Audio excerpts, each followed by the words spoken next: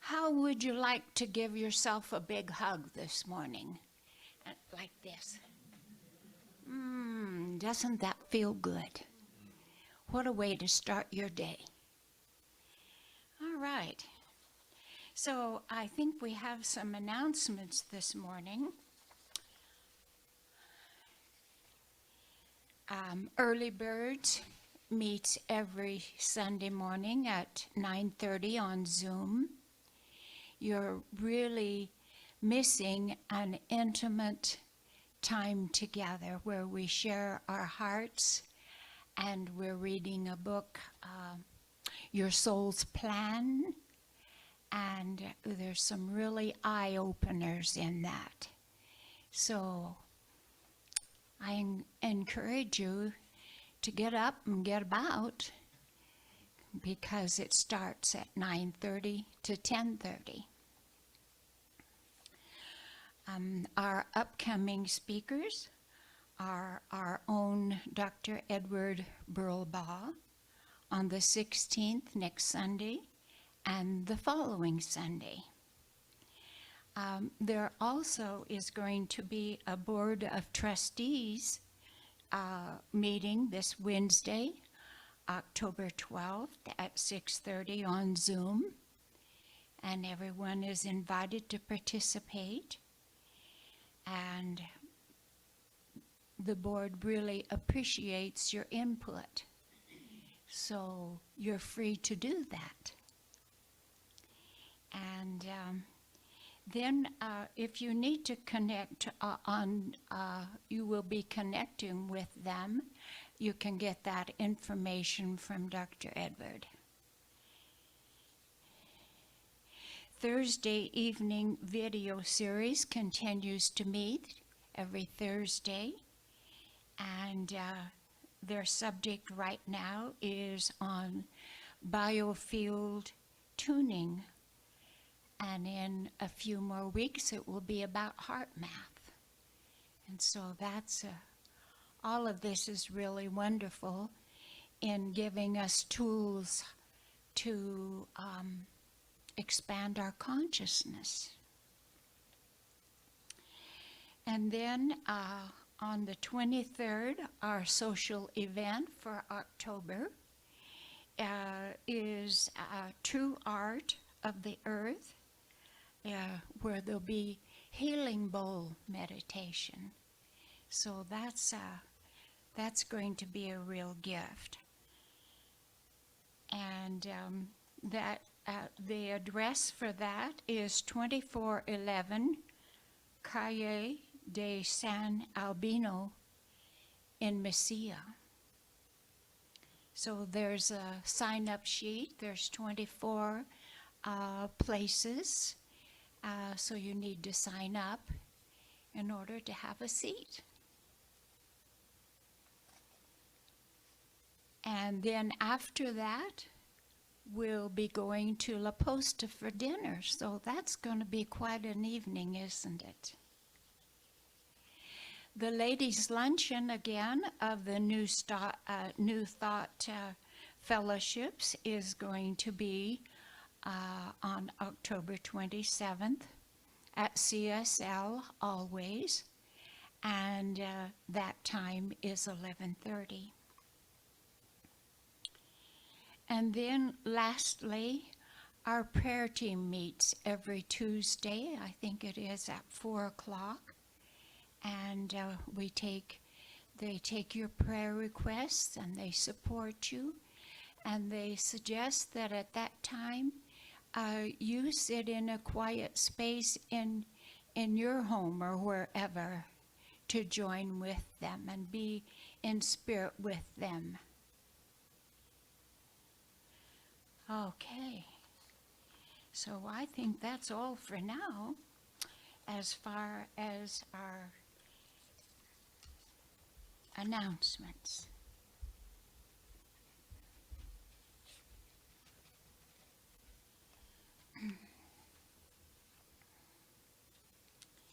And so right now we'll have our invocation. So if you'll just get comfortable and close your eyes if that's easy and how you like to do things.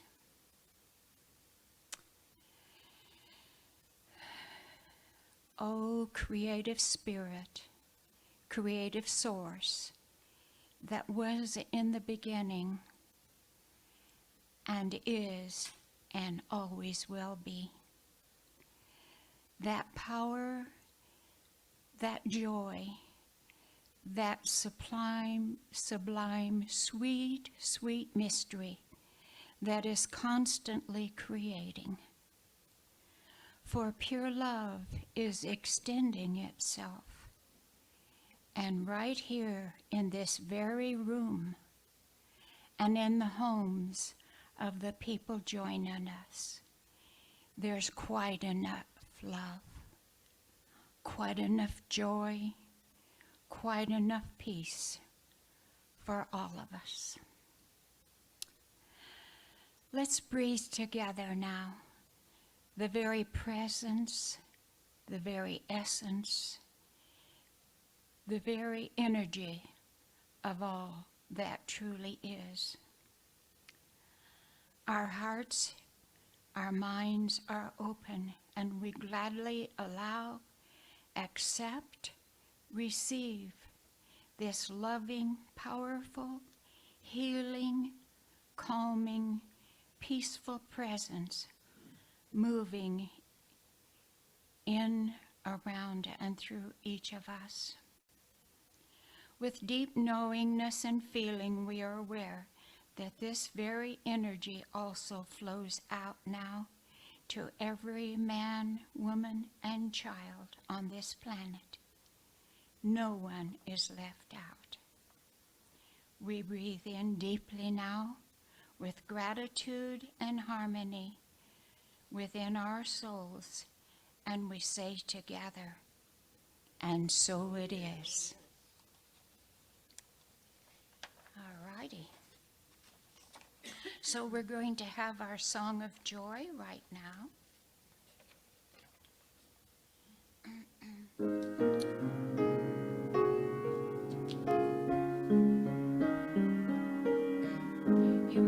You may stand and sing this. Give you a little stretch there.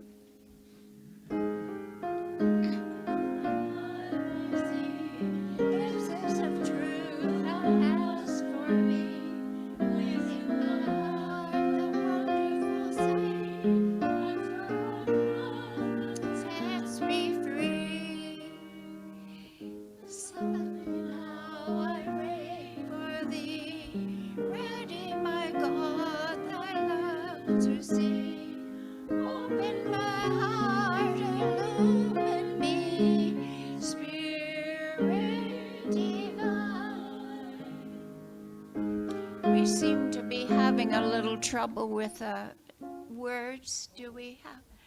We had it, but we lost it. Really well that first. Yeah. Well, I think Melanie and I are out of words now, out of verse. She really picked up on that. And I don't really maybe know what the next one is. There we go. Yay! All right. Maybe we could start again, Mr. Barry. Okay. That much more joy. Why not? Yes. Yes. First verse. Actually, we're on the second verse now. We can get that. Yeah, go back to the Well- eyes and the ears, or we'll just start with the ears if we're going to last up. Okay. So we're going to open our ears now, really. First, we don't want to last up the other. Open my ears that I may hear voices of truth as in this clear. And while the wave notes fall on my ears, everything false will disappear. Silently now I wait for thee, readying my God thy will to see. Open my eyes in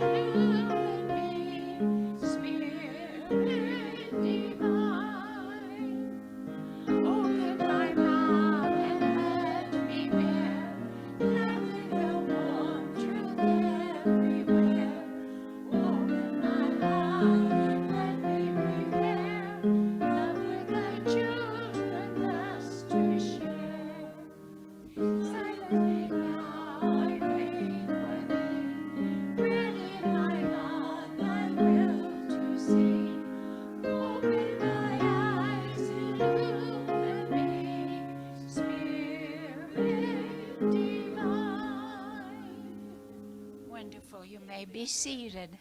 That was a wonderful song.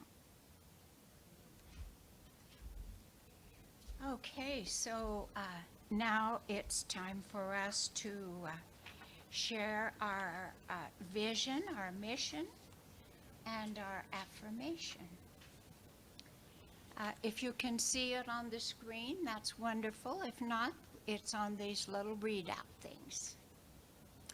Okay, our vision: to elevate spiritual consciousness in our world. Our mission: to support individual spiritual quests through celebration, study, counsel, loving fellowship, and service. And our affirmation: I know that everything is either love or a call for love. So I commit to showing up as love for myself, for others, for this spiritual community, and for all who cross my path. I am love in action in the here and now. That's a wonderful affirmation, isn't it? All righty. So we're blessed to have Melody Burns as our music this morning. Welcome, welcome. We're always happy to have you here. I'm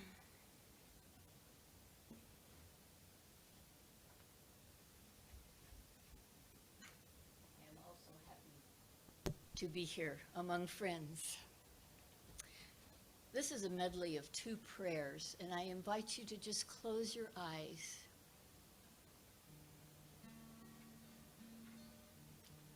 And listen.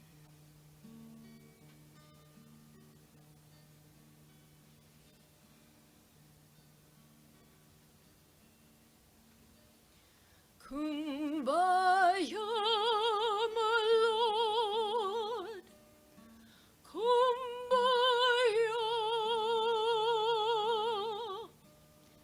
Kumbaya, my Lord. Kumbaya. Kumbaya, my Lord. Kumbaya. Oh Lord. Kumbaya. Oh God, we want to trust you. Oh God, we want to love you. Oh God,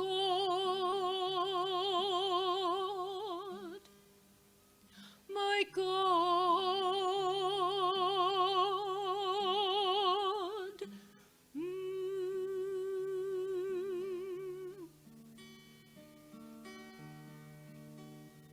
Oh God, we need you to hear us. Oh God, we know that you love us. Oh God, my God.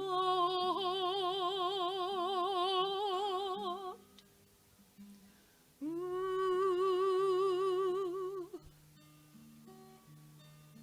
Spirit, your strength is within us. Spirit, your love is within us. Spirit,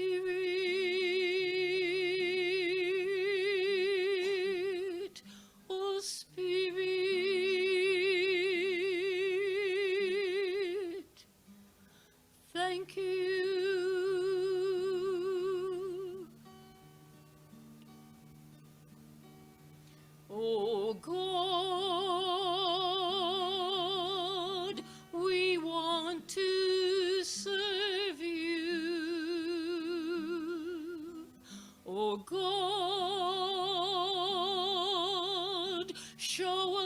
to serve you,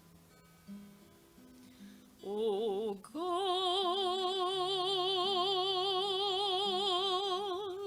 my God.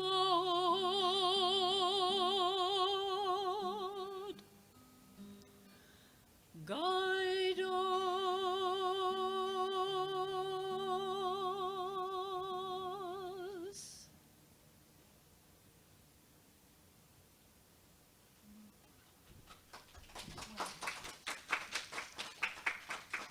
Wonderful. Thank you so much.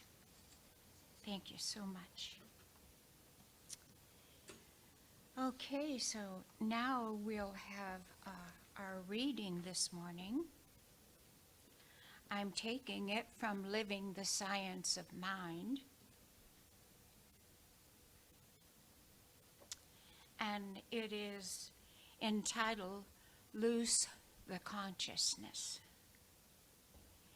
It is certain that none of us have received as much benefit from this science as we might.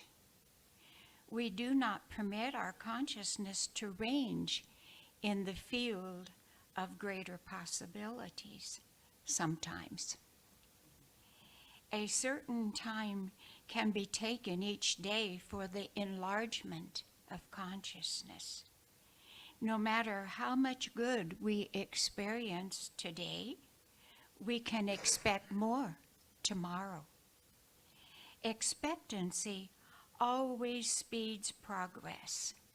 Anticipation of better yet to come helps to dissolve the overload of burdens we sometimes carry with us.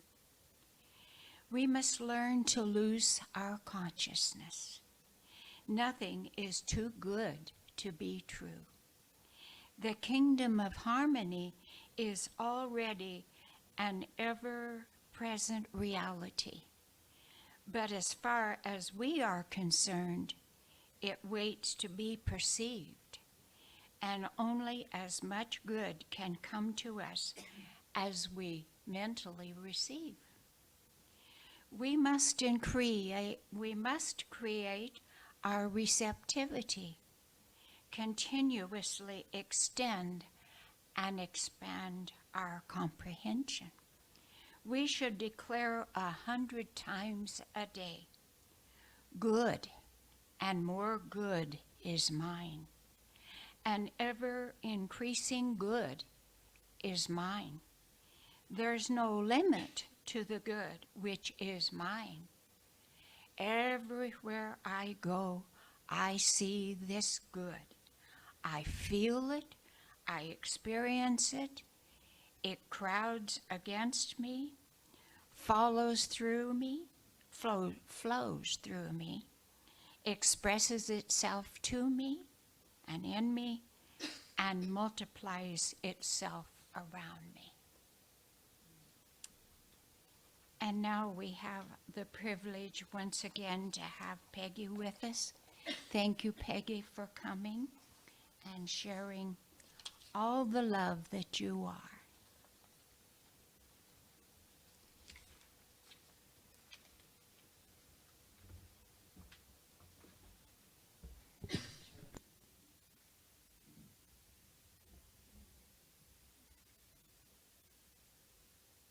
Could I ask you what the page number is in the Science of Mind, Living the Science of Mind book?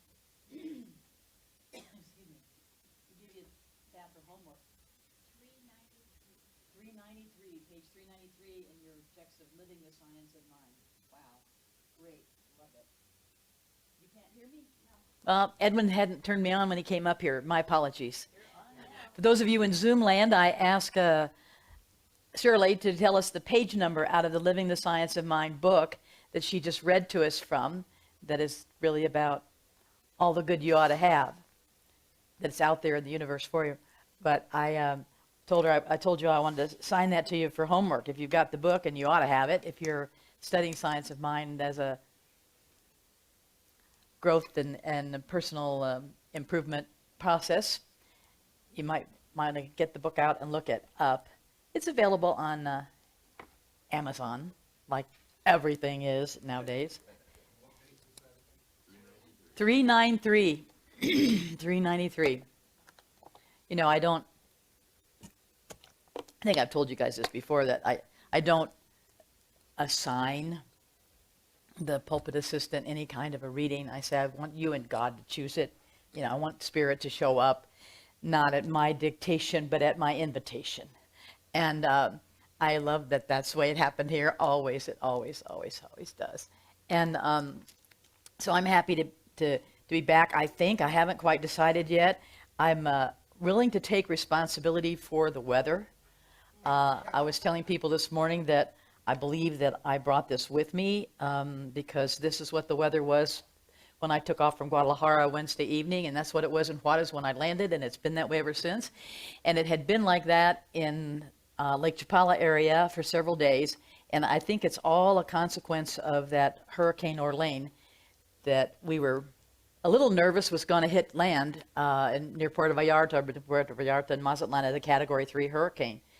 And thankfully, by the time it actually did come down on the land, we were just getting the tail end where I am in Ajijic at this little storm kind of thing like we're getting here. It's just like continual and never relenting seemingly, and yet nothing terrible, and no high wind, no hurricane kind of thing. But nonetheless, I was looking forward to sunshine. So we have to be our own sunshine, right? Just like we have to give ourselves the hug, right? We've got to find the resources within that are ours to tap into. And I want to give a plug before I start my talk for the Thursday night group. I was very fortunate. You know, everything comes to me down there in Mexico. It's like, you know, the source is never ending. And it's like synchronicity on steroids. But I had the opportunity this last time there, to meet a woman who worked for HeartMath for 12 years in their research and their, and then ultimately she worked in the arena also of their, what's the word in English? Workshops that they put on. And I had an opportunity to go to a couple of presentations of hers and also to be the guinea pig as a subject in one of those presentations. And then later had a private session with her. So it's an amazing piece of information that is out there with what HeartMath is doing. And, you know, I know you all probably are aware of the fact that, I mean, I love the science part of Science of Mind that we're fortunate enough in our era to see being, you know, proved up by science, all these woo-woo things that people have thought we were crazy to believe in all these years.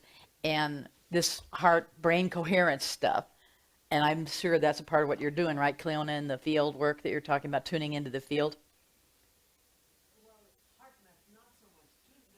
No, the first part that's going on now. Sound healing. More using tuning forks to Sound healing kind of a thing. So that's what the tuning part of it was. Okay. Well, we're all our own tuning fork, right? And so we're definitely all tuning in to the field. And I also ask you and invite you to consider whenever you're doing that kind of work and thinking about that kind of work, or just in your daily going about your business.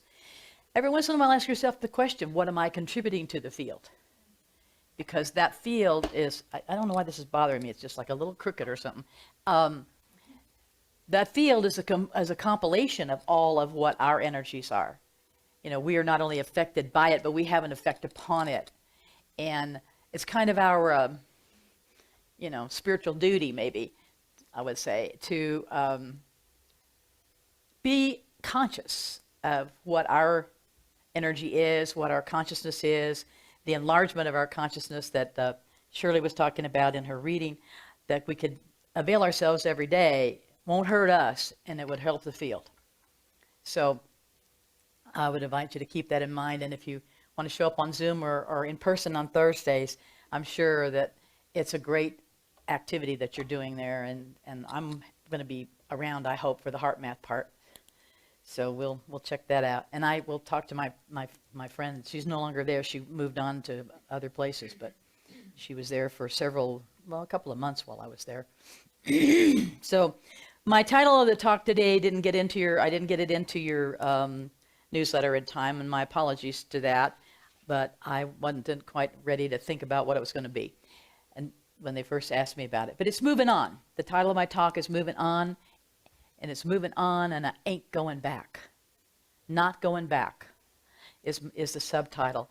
And I want to start out with something that a friend shared with me down in Ajijic that I think is really cool. I like things that are alphabetical or numerical or whatever might help us to kind of get the sound bite and remember how it works.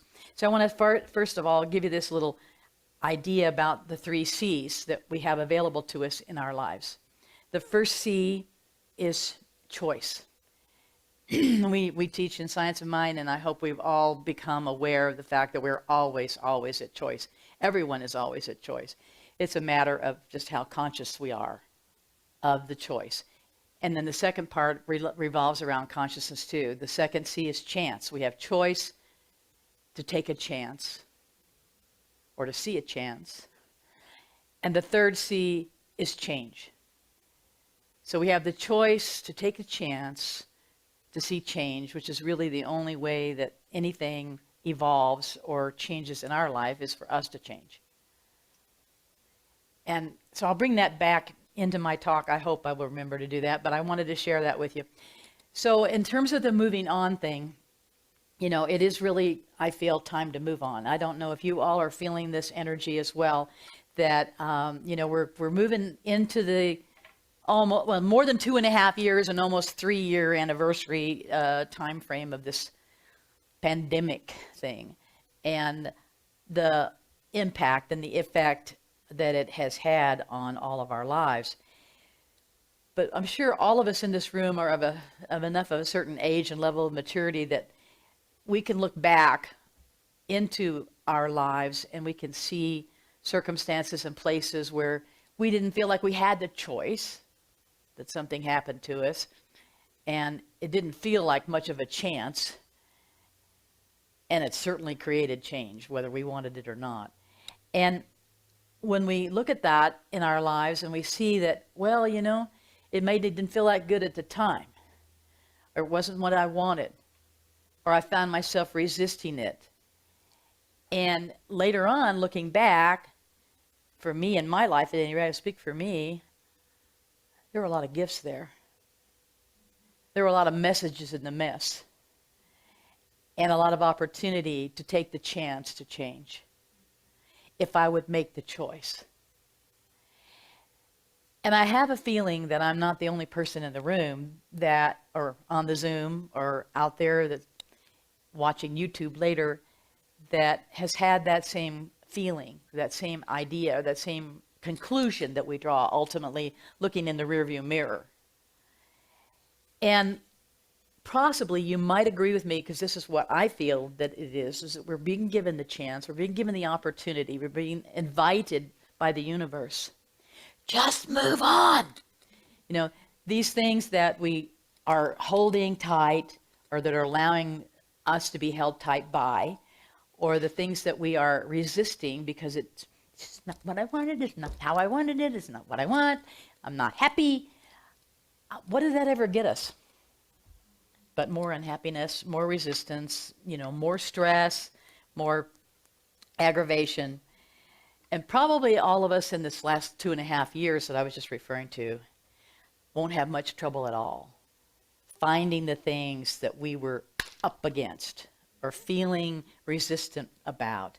And we can see those examples if we consider them looking back a little bit, not too far in the rearview mirror, but a little bit back in the rearview mirror, where we might have had an opportunity, we might have had a chance, we might have been able to adapt a different way to the change, but we have opportunity now moving forward, going forward. Not going back, but going forward.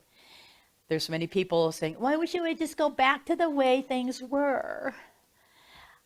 Sorry. Not happening. I was reading an article in the Spanish language newspaper a couple of weeks back, and it actually was translated and excerpted from the Wall Street Journal. I was reading through the whole thing and I thought, this wasn't, written locally, but the idea behind the article was about, things are changing and there's adjustments to be made. The reporter kind of buried the lead, but he started out with a very interesting story about how he had contacted a friend or someone he knew that was a high-powered attorney in a Boston law firm. And he called the law firm's general number. The guy answers the phone. And he says, "What are you doing answering the telephone?"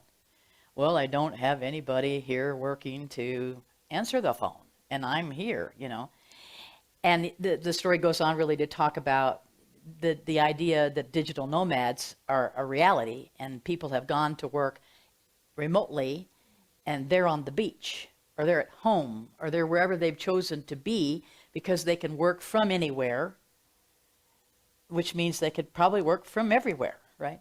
And so they goes on in the article to say the guy's telling him, all of his junior partners are at the beach.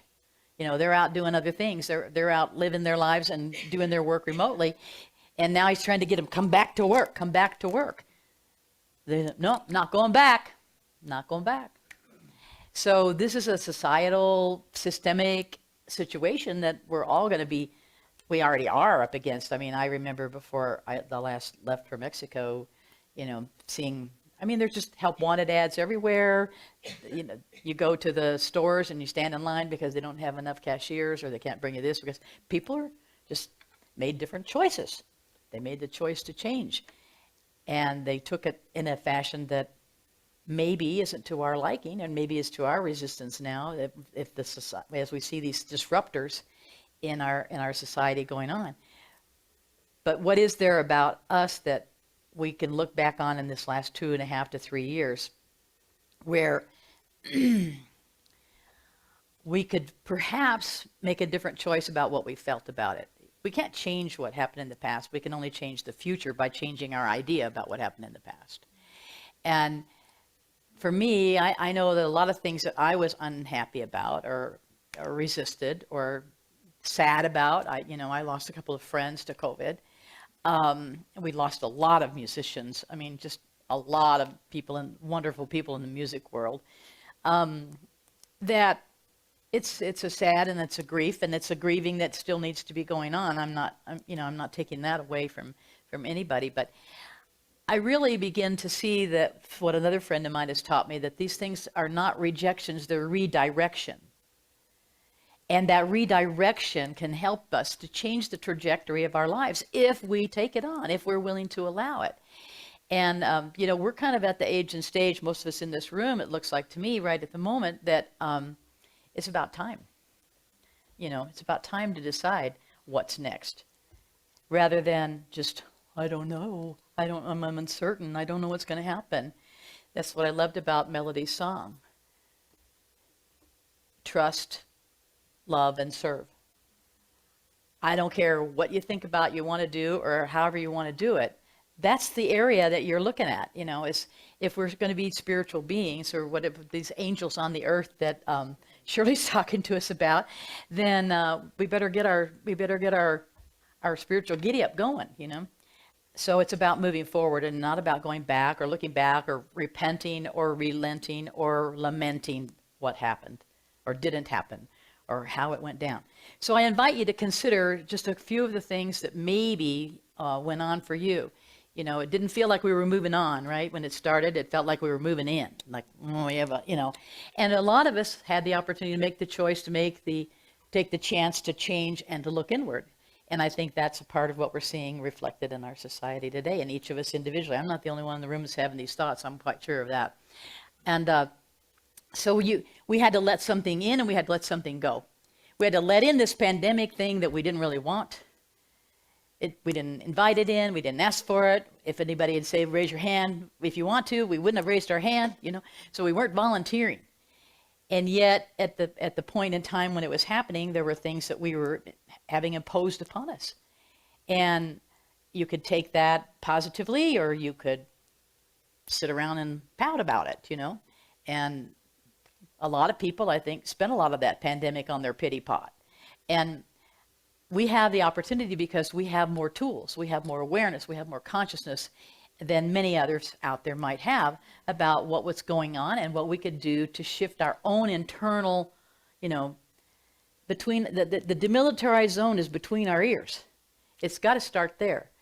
And for us to be angry, to be upset, to be pounding on somebody else.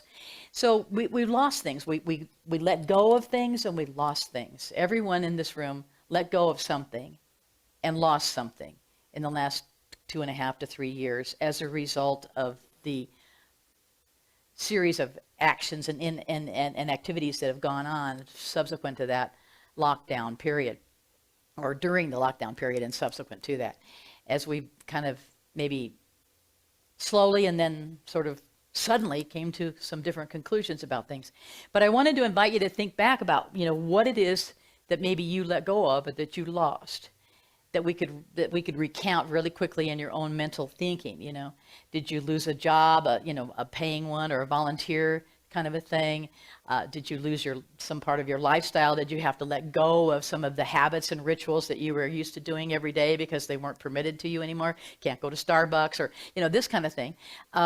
Maybe you could, maybe they were open, but I'm not a coffee drinker, so I don't know about those daily rituals of coffee drinkers. But nonetheless, all of us have had something that we can think back on. And did you lose a relationship? Did you get caught up in any of the, the schisms that happened in families and with friends over politics and vaccinations and all that sort of stuff? There's been a lot of rifting and drifting that's gone on in this time frame as I perceive it. So if you think back on all of those elements to it and the little details of the elements to it, I'd be willing to bet that I'm not the only one in the room either who kind of sort of came around to the way of thinking, I'm not too unhappy about not being able to get to do X anymore. Or I didn't like that job anyway. Or I'm not involved in what I wanted to be involved in, and this is my time to see where I want to make the shift because we've got an opportunity now to pivot, right? And yet, now that things are coming back again, maybe that thing that you decided, nope, I'm not going back.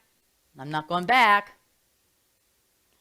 You're kind of, there's a lot of pressure and there's a lot of familiarity about going back.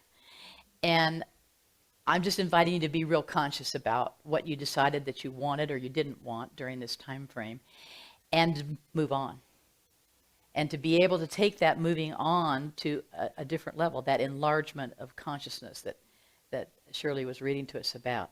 So if you think about it, maybe you can come up with something, even if it was, I don't know, whatever you might have thought about. For me, it has to do much more with taking better care of myself, learning to say no more often than I do, being willing to give time to me instead of others. So I just share with you that's part of I ain't going back to that. But if you all are willing, maybe you could think about whatever it is in your mind and hold it out and just say with me, I'm not going back. I'm not going back. There you go. That's it. Feel that.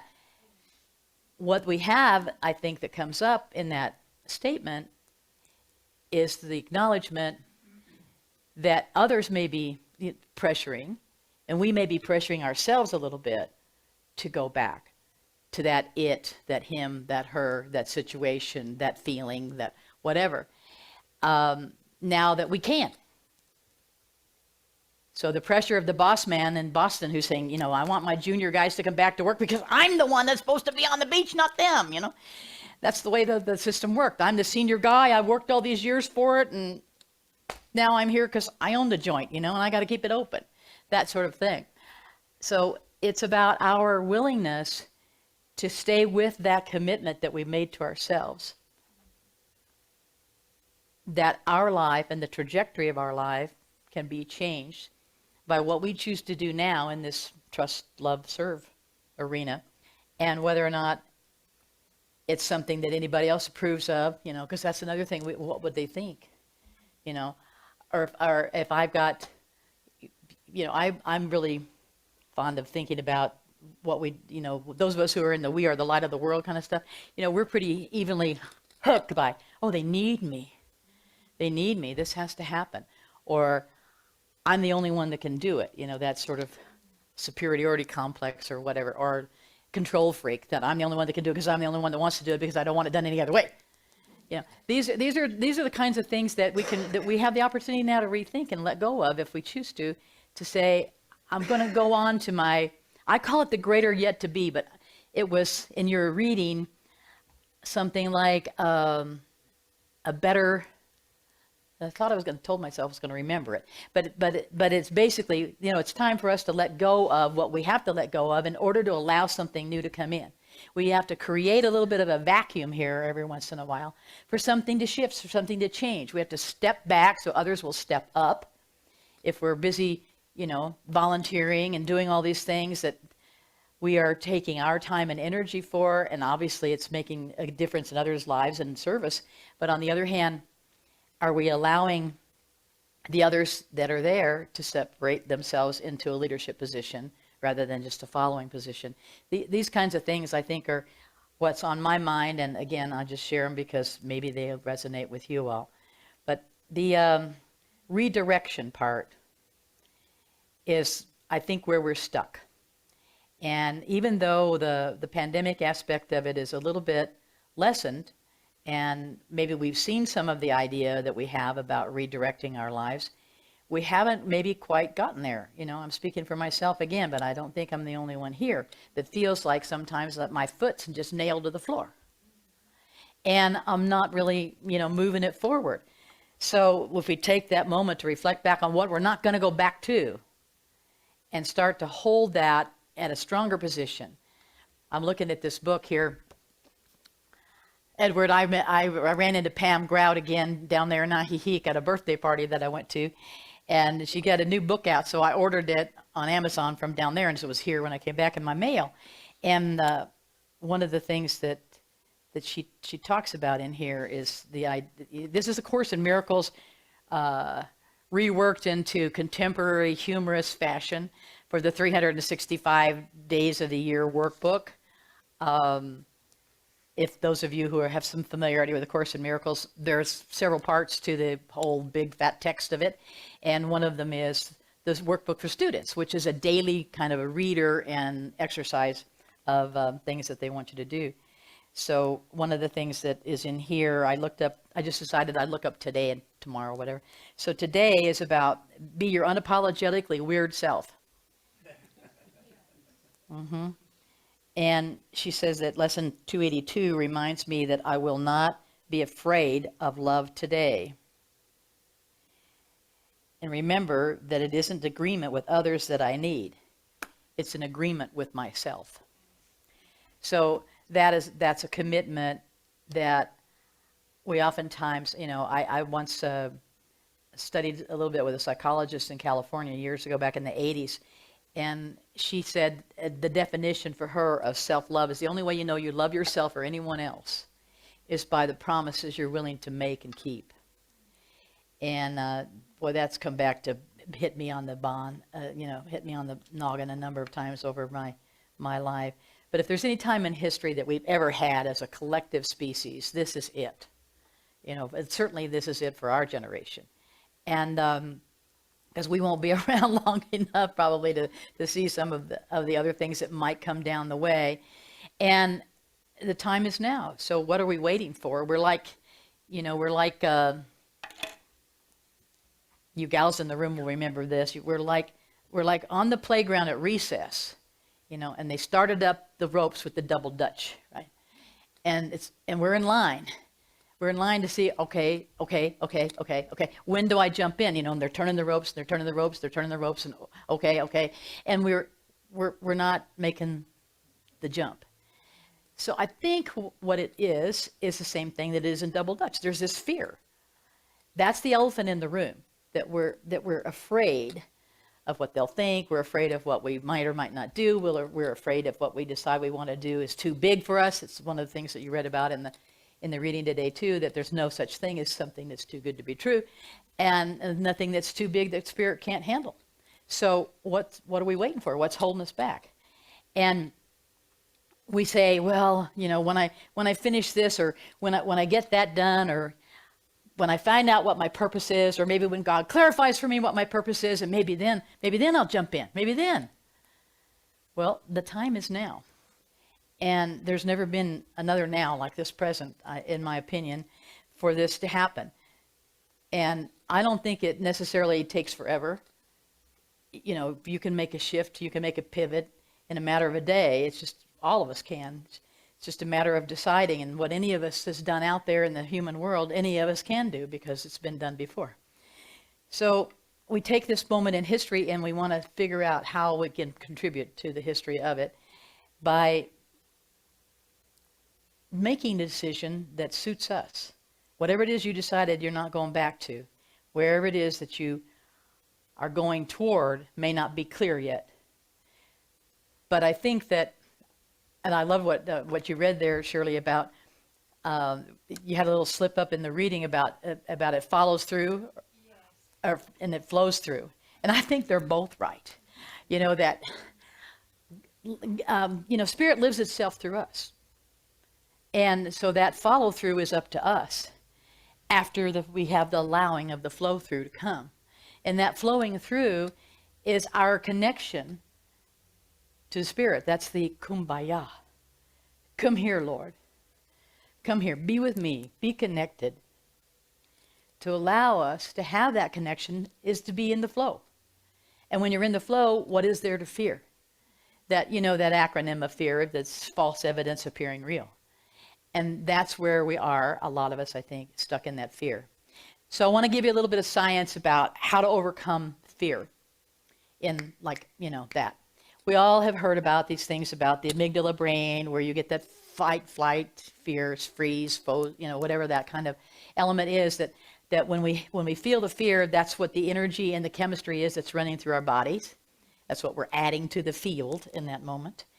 And if we are in that fear, we're not capable, according to the brain scientists, we're not capable of accessing the frontal part of our brain, because all the blood's gone to the back, is to be able to be creative about a solution to what we think we're afraid of.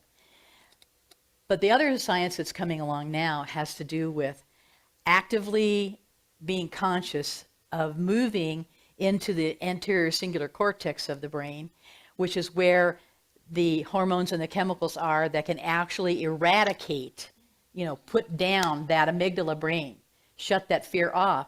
Because when you're in fear, you feel this energy that's in your body, because that's what the evolutionary science was putting in there for you to be able to run away from the whatever, the saber-toothed tiger, I guess is the cliche.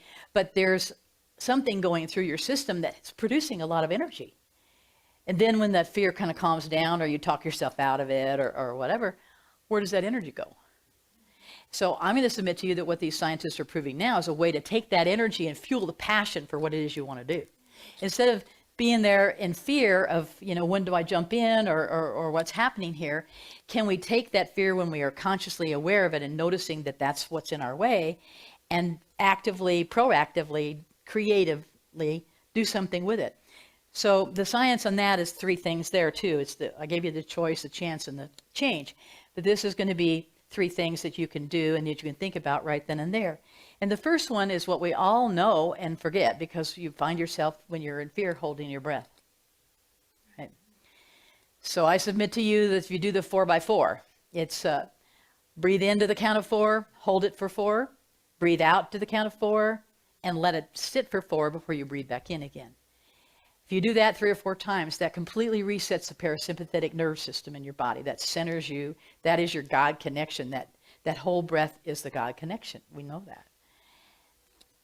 The second thing is smile. That is another thing that changes the whole parasympathetic system, because the vagus nerve that touches every one of the organs in your body, and the only nerve that leaves the cranium, and has a bilateral communication with that part of your body. That is the body-mind science. When you smile, because that's a part of what you're setting up here, they have decided that this is really something that helps to activate that anterior cingulate cortex and erase the fear thing. So these guys at Emory University did this study where they set people in the study down in front of watching horror movie flicks, right? To get the adrenaline and the fear up, right? And then they took the group that they were experimenting with, and put chopsticks in their mouth that force the muscles that are the same muscles that you use when you're smiling to stay there. To say that they couldn't not smile. And then the control group just went on watching the horror movies. And when they did the testing at the end, the cortisol level in the group that had the chopsticks in their mouth to force them to smile had 80% less cortisol running in their system than the control group that had been watching the horror movies all that time and getting scared. So maybe there's some real truth to that old adage of grin and bear it, right? If you're not happy and you're fearful, smile. Smile though your heart is breaking, you know. And then the third thing is to love. To send out love. I loved your mission statement here where you're talking about, you know, or the affirmation. One of the things we read this morning, it's either love or call for love. That comes, you know, out of the Course in Miracles also. That is so true. But the Georgetown University folks who did the research on this in relationship to how it affected this whole sort of competition between these parts of the brain for what gets the blood, what gets the hormones, what gets the stuff, is the altruistic love, their compassionate kind of love, because there's a greater why. There's a greater why than you are saving your own butt if it's that kind of a fearful thing. That's what the heroes are, right? They have the altruistic love for others to jump in at the risk of their own lives to do something. So it's all about realizing that you're in that fear and considering these three little techniques, and here are all of them. And if you, we're running a little bit later. I guess we can only start a little bit later. I wasn't watching the time that closely. But I have a request of you. If you're willing and able to stand, if you could do this affirmation with me. But first, what I wanted to do is ask us to do these three things, which is while we're doing the thing. We have to breathe first so that then you can speak. But while we're doing the affirmation, if you can remember to smile and send out the love. And see where your feelings go in the affirmation. You don't have to have your hand up to show me, but when we did I'm not going back, I'm not going back, did any of you have a little twinge? Yeah? So, you know, we got to figure out what we're done with, or what's done with us, and move on. And I'm looking in my phone here for where I have the affirmation that I want to read, and then you can say it with me. And if you're willing to stand, we'll do the breathing and then get into the affirmation. So on your own, just take in the breath of count to 4. Hold it in for 4. Release it to the count of 4. Hold another 4 and breathe in. And that's one that's good enough, I think. Boy, it's just a long ways down on my notes here.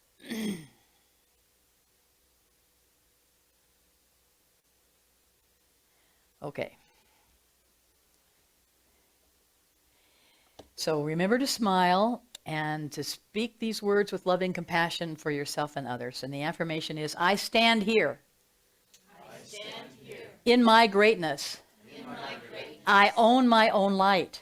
I own my own life. I own my brilliance. I own my brilliance. I am bold. I am bold. I am bold. I am bold. I'm perfect in my imperfection. I'm perfect in my imperfection. This is my time. This is my time. I'm bright enough. I'm bright enough. I'm old enough. I'm old enough. I'm young enough. I'm young enough. And I've experienced enough. And I've experienced enough. I'm wise enough. I'm wise enough. So I understand So I understand that I am enough. that I am enough. Now, with the passion and the fuel of that brain that's been transformed from fear, let that fear sit in the other hand, but let the energy go over here. Take the leap. Move on. All right? Namaste. Thank you. And so it is. So you may be seated if you'd like, and we'll do the spiritual mind treatment. And then I'll turn the podium back over to whoever's up next or whatever. I guess it's the music, right? Yeah, okay. So we take another deep breath in. You can hold it for 4 again if you want to. Did you feel that connection a little bit? You feel that recentering. We just allow that centering to be who we are in this moment. And that connection with whose we are. We know who we are and we know whose we are. And right here and right now, all that matters is that we seek first that kingdom, and everything else is added unto. We take our homework of reading and living the science of mind to remind ourselves that there is a good in the universe that's a greater and greater good. And you ought to have it. We ought to have it. It is our spiritual obligation, in a way, to prove this God, to prove this connection that flows through, that we have to do the follow-through for. That spirit, that divine spark inside of us, occasionally needs us to fan that flame in order to allow more of that oxygen to come in, to fan the flame. We breathe, we smile, we love, we trust and love and serve. All of the things that we've had brought to us this morning, we take home with us as we leave here this afternoon.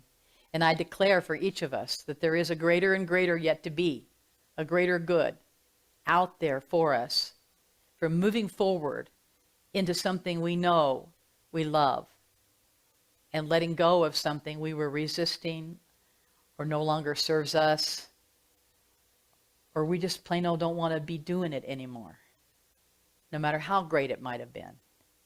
We let that all go, allow it to settle into our spirit, into our psyche, into our commitment to ourselves and to others, to shine our light, to be that brilliance that we know we are, to illumine. We allow God, as a song that we were singing earlier in the Joy Song, to open our ears, open our eyes, open our heart. And we eliminate everything we see in that process that no longer serves us. Because if it doesn't serve us, our ability to serve others is obfuscated. Our light is under the bushel. So we know that there is this power in the universe, this power that we choose to call God, but has many, many names. It doesn't even need a name. It is the nameless, faceless, birthless, deathless spirit that is the energy behind animating everything that we know in our 3D world from the 5th dimension. We just allow more and more of that to come in as we breathe in and recognize that this declaration of our leaving here this morning, stepping out in the next best of our lives, stepping into that is ours to do, ours to feel, ours to be, by changing our beliefs, changing our thinking, allowing ourselves to be ready to take that chance, to make the choice to change. And with great appreciation and acknowledgement of these philosophies, these tools, the love and respect of the people here in the room and in the Zoom for this philosophy, I let these words be released into the law of love, knowing that as they are spoken, they are so, and so it is. Amen.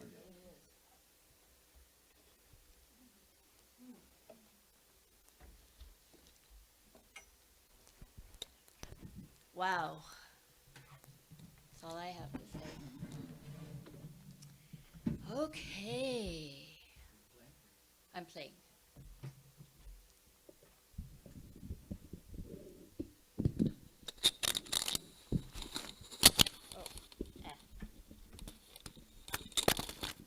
So, while we're adjusting, I have to say, Peggy, you always give us so much to think about. And I just always appreciate your insights, your words, the depth of your study and your sharing.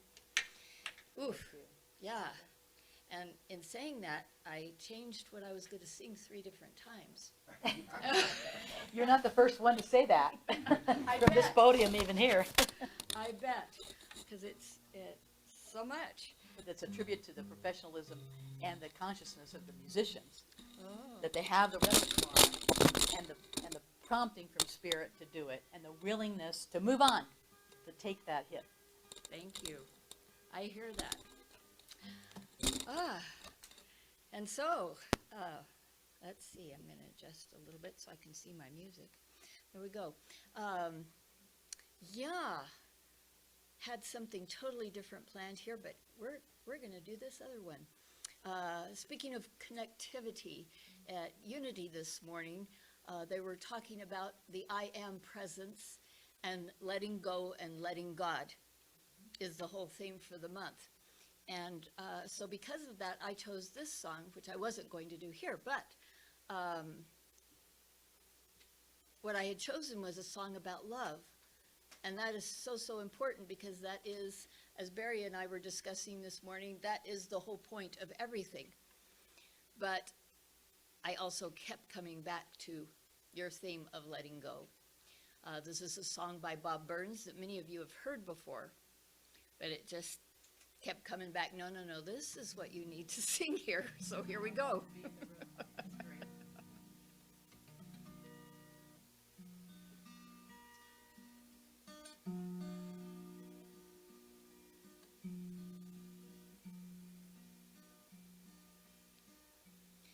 Letting go isn't easy. You know it seems so hard to do. But we must release the old to make room for the new. Trusting God to show the way, and you'll find the answers true. Let it go, let it go, let it go. Broken hearts can be mended.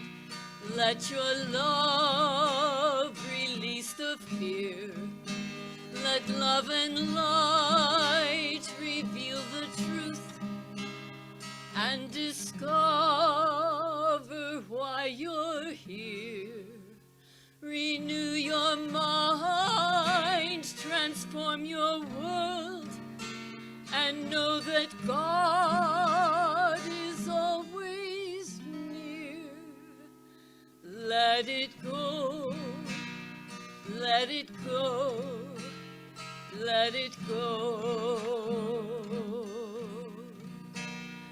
Letting go is always the answer. Truth will always be revealed.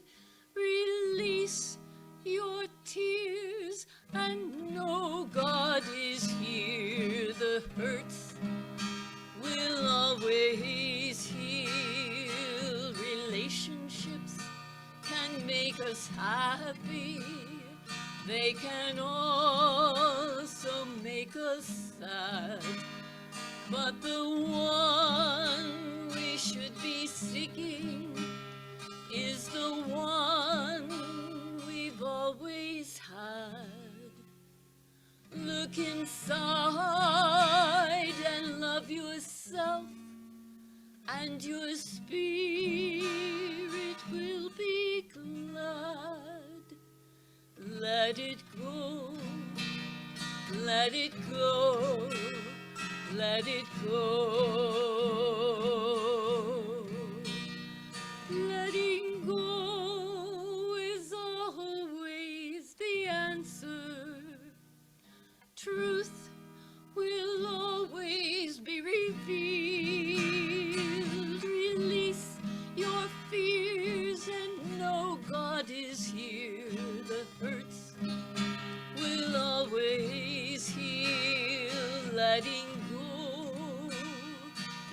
isn't easy. You know it seems so hard to do, but we must release the old to make room for the new. Look inside and love yourself and begin your life anew. Let it go, let it go, let it go, let it go, let it go, let it go, let it go, let it go.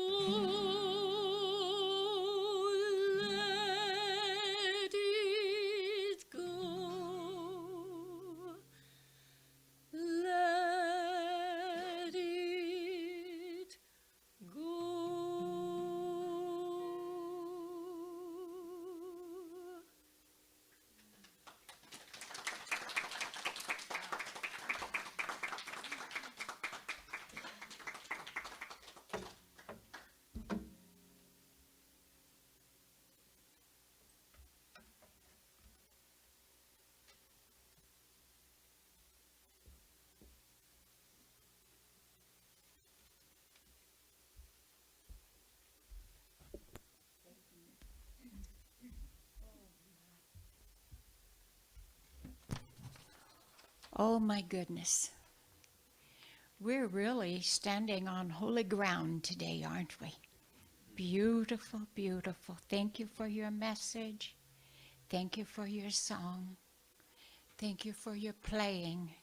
And thank you to all of you that are a part of making this a service today. And we're just truly, truly grateful. And so we thank all of you that are with us on Zoom today and are really connecting with us through the I was going to say accordion, but I think it's recording. Okay, so it's time for us to stand up and do our ending statement, our benediction. Stand up if you're able. Okay. Spirit in the midst of us is mighty. Joy, peace, and eternal life are our true nature. Flows through us into the world, and so it is.